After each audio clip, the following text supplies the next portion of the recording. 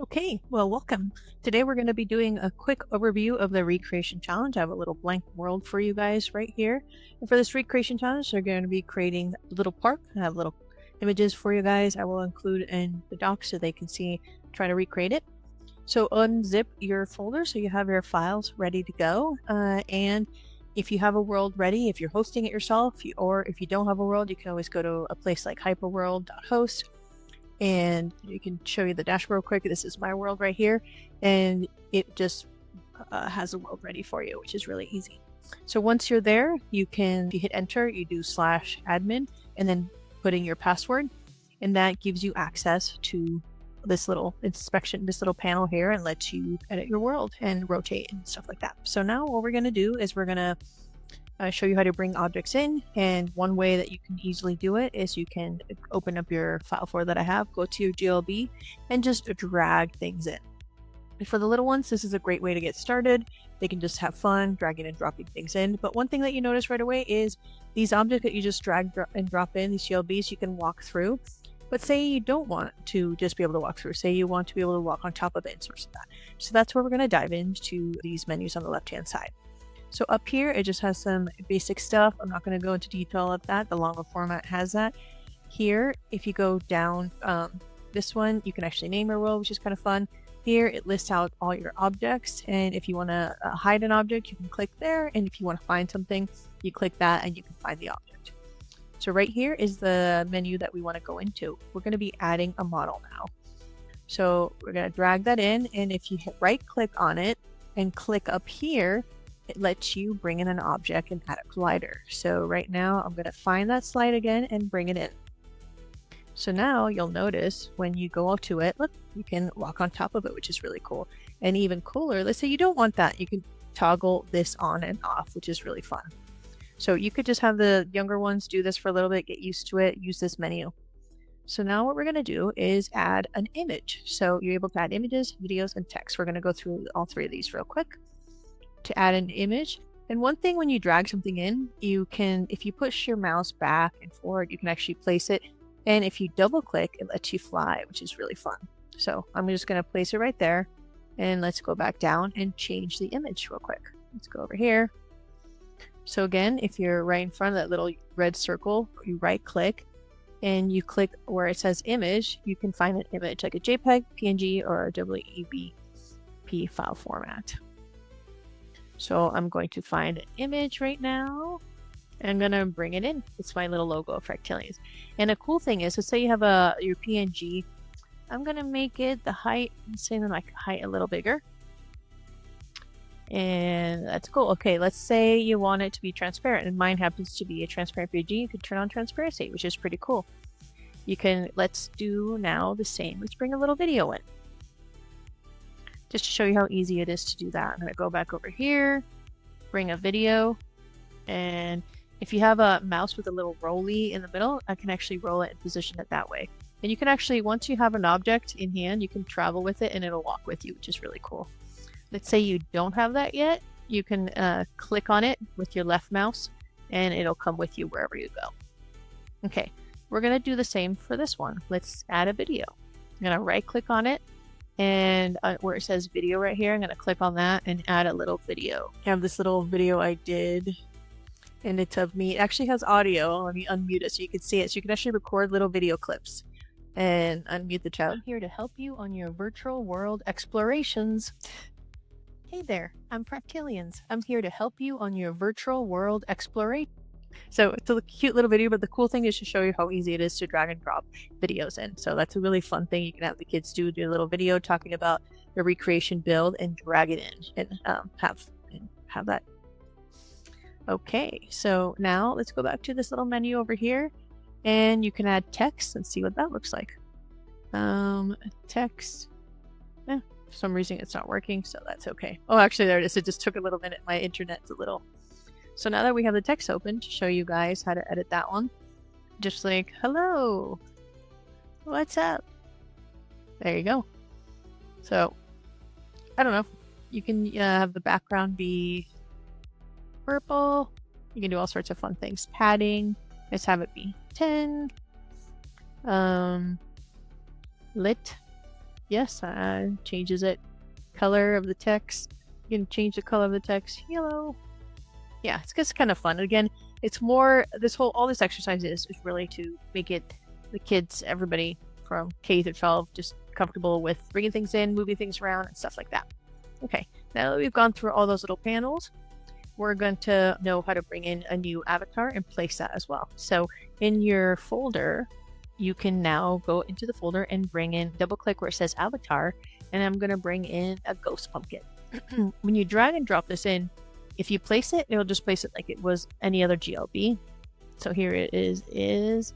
I'm going to go over there and you can take a look. So I'm going to grab and bring him up here. There he is. So you can grab them and place them like any of the other objects you brought in. We're going to dive into all of those movements here in a second too. Okay, so that's a fun thing to do, but let's say you wanted to change into a different avatar. You can, I'm going to change it to this funny little shark, and you can click equipped and you can change it to the avatar. Again, this, I'm sure kids will have a lot of fun going that. And let's say there's some of the kids that are more advanced and want to have, it's like, hey, I want to change it. None of these I really like. You can bring them to this really cool site right here, open source avatar. And here you can have hundreds of different avatars they can download. So here's Strawberry Princess. It's a really funny, cute one. You just download it and put it on your, let's say wherever you want, desktop, and just drag it into your world, which is really cool. So I'm going to do just that. Let me just grab it real quick. Let me try that one on. I'm going to equip it. So now I'm Princess Strawberry. It's a really cool one. Okay. So now what we're going to do is show you guys how to move objects, duplicate, and all that fun stuff. So all this stuff on the left-hand side over here. So grab, which you've been seeing me do. If you left click, you can grab an object and move it. So you push the mouse forward and back. If you right click, you get that inspection. And you can, if it's an object that you brought into this menu here, you can turn the colliders on and off. And let's hit escape again.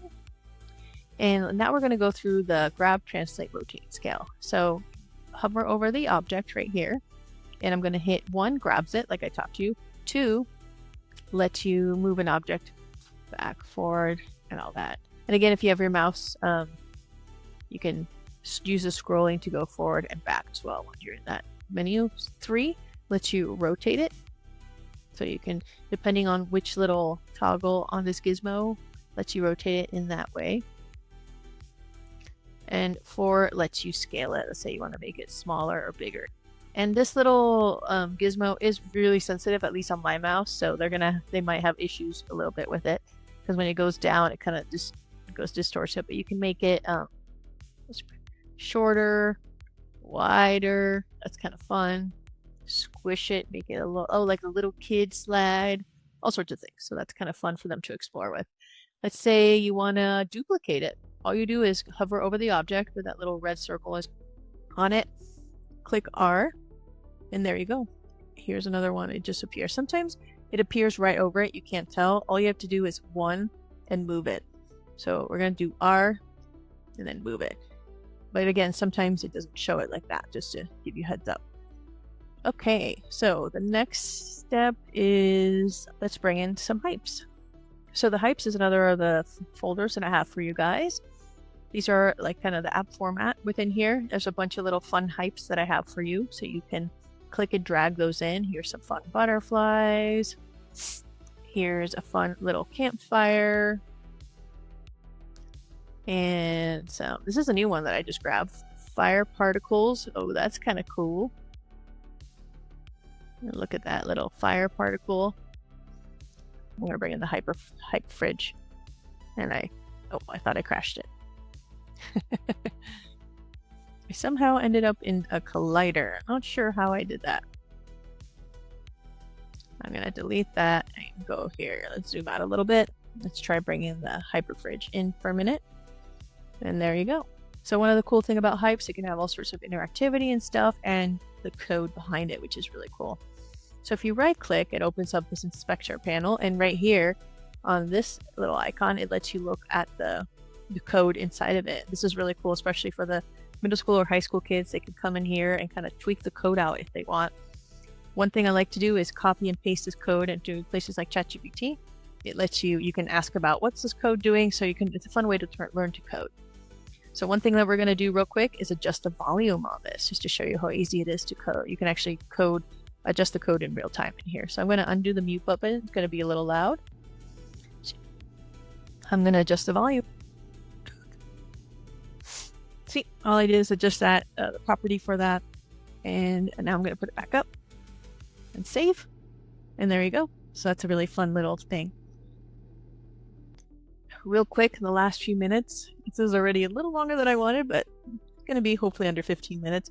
So again, there's for the recreation challenge, you can tell them, I want you guys to recreate this park. So I'm going to start with like the base here. Let me just really quickly show you guys. All of these elements, they can be like, okay, you guys have all the freedom you want, start building a park. So give them the files, let them play around, and have them start creating their park. And it could be similar to the one that I created in that image, or let them go wild. And just, this is a fun way for all of them to be building the same thing. You have some kind of control over different items.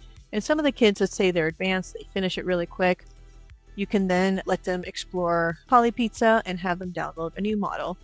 And we're going to be talking about, I dive more into PolyPizza in the longer format, but here you can search for anything you want. Let's say you want a rabbit, a cute little bunny rabbit. So I'm going to download this cute little bunny rabbit. Oh, actually that's animated. It won't take animation right now, but hopefully in the future it will. Let's download this little bunny. Download DLB.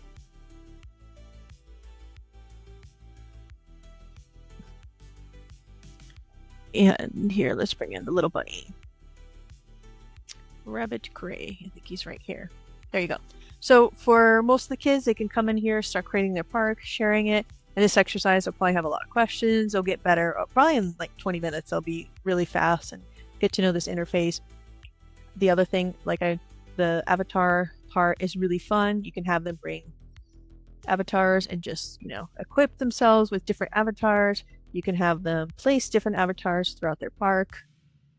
So again, you can just grab any element, and let's say I want to bring it up here to the top of right here, place it right there. So there's a variety of ways you can use all these exercise files, but this recreation one, again, it's just really nice to have everything in one place. Everything's ready for you guys, and all you have to do is really focus on having the Hyperfy worlds open for them. And they can all be building actually within the same world if you want. You can give them little spaces. You can create little sections here, group 1, group 2, group 3, and 4. You can have multiple peoples building in one world at the same time. It is nice if you have multiple worlds. Sometimes if they start bringing a lot of stuff in, it could bog it down a little bit. But I've been in some worlds where I have tons of things and like 3 or 4 different people building at the same time, and it's no problem. So yeah, I'm gonna close this up for now, since I don't want to, you can go into the longer version of this where I dive deeper. But yeah, I just wanted to give you guys a quick overview for this little recreation challenge. I hope you have fun, and I would definitely love to see what your students create or what you create as a sample. And again, this could be, you can alter this and you can make it really simple for the little ones, just drag and drop and you do the whole thing. For the older ones, you can give them more time, have them do fun recreation challenge. Everyone votes on the best park, and then they dive into the next section, which is where I'll dive into the AI tools that they can use to create their own models, create their own videos, and all sorts of fun things. So yeah, hope you enjoyed this quick overview, and dive into the longer one if you want me to go over. I go over the same tools, but talk a little more about ideas and stuff like that. So enjoy. Until part 2. Bye.